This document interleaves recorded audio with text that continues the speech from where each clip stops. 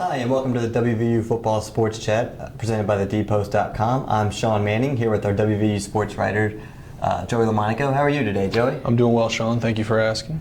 WVU, we got the season winding down for the football team, but this week they have Iowa State, who on Sunday fired their coach, Paul Rhoads. What effect do you think that'll have on the Cyclones this weekend? Oh, it is hard to tell.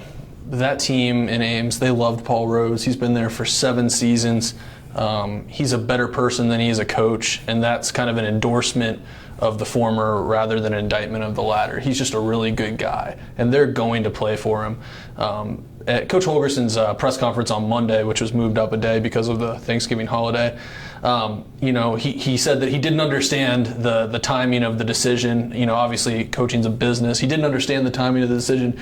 And when he said that, you can kind of hear in his voice that he's like, why did they have to do that and get them all riled up right before they play us? So that the Cyclones, they're already a bunch that's kind of scrappy. They like to run a lot of fakes, but they're going to come into Mountaineer Field and they're going to want to send Paul Rhoads off on a good note.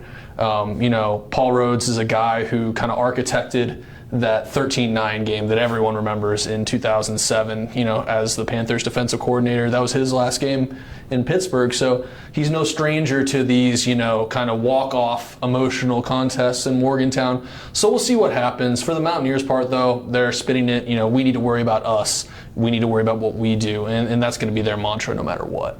And with this WVU team, it'll be the last time this senior class takes the field at home. This class has been through a lot over the past 4 or 5 years. What is the significance of this class to just the program?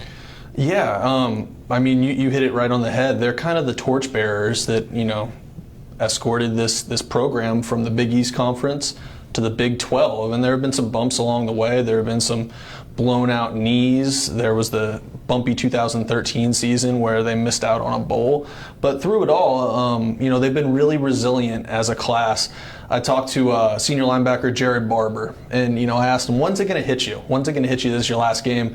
And he said, I probably won't think about it during the game. It's probably not going to hit me until I'm in the locker room and we break it down, after hopefully what they hope is a win in their last game at Mountaineer Field. But this class is going to be remembered as one of the most resilient, if not one of the most successful, just because of everything they've been through, conference realignment, the injuries, the ups and downs. So I know the rest of the team really wants to send the seniors out on a high note. This week is Thanksgiving. What does the team do for the holiday, for the players, coaches? What typically goes on during this week? Yeah, I asked Holgerson about that. I kind of felt silly. It was kind of an off-topic question, a little bit more human interesty than football related. But he gave a really good answer, and that's on Wednesday they're going to have a family dinner at the Puskar Center. Players, families, anyone who's in town can come to that, and they're going to kind of congregate as a team. They're also going out to see a movie on Wednesday to kill some time. And then on Thursday, they're going to be allowed to pretty much do their own thing. The players are. Holgerson wants the kids who can go home to be able to go home. They have about 24 hours to do so. They don't have to be back ready for film study or practice until Friday. I talked to defensive line coach Damon Cogdale, and he's a man that admittedly likes his food, and he said he's going to have 30-plus kids over to his house for Thanksgiving. So a lot of those position coaches are getting in on the action. So all the players, they're going to have somewhere to go, even maybe a home away from home because they don't have a chance to get back to where they live. Joey, last week the Mountaineers got their 6th win. They're now bowl eligible after beating Kansas.